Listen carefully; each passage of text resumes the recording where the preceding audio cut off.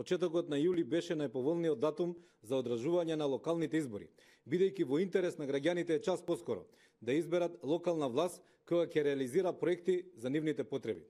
Парламентарното мнозинство сметаше дека нивен партиски интерес е да го пролонгира терминот и практично да го избере последниот што сметавме ние дека е рационален.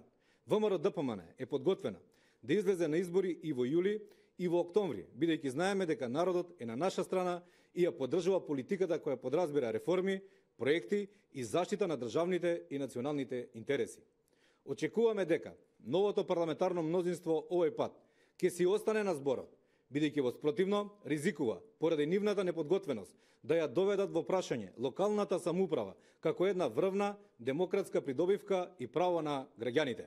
ВМРО-ДПМН повторно посочува дека доколку парламентарното мнозинство собере храброст, најдобро за државата и за граѓаните ќе биде да се согласат заедно со локалните на ист трошок да се организираат и нови парламентарни избори.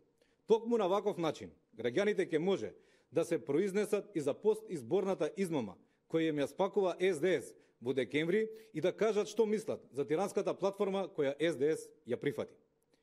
СДС и неговите партнери треба да ја прифатат реалноста и да го видат револтот на граѓаните поради нивната деструктивна политика.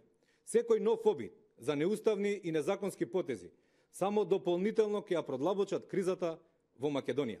Почитувани, ВМРО-ДПМН, како што најави денес, не присуствуваше на координацијата во Собранието на Република Македонија. ВМРО-ДПМН останува на станот дека Талат Џафери не е избран во легална процедура за председател на Собранието и тој таа функција само бесправно ја узурпира. Талат Џафери е избран на целосно незаконски, неуставен и неделовнички начин. Тој за ВМРО-ДПМН останува само пратеник, бидејќи така е избран легитимно од граѓаните и ние тоа не го оспоруваме.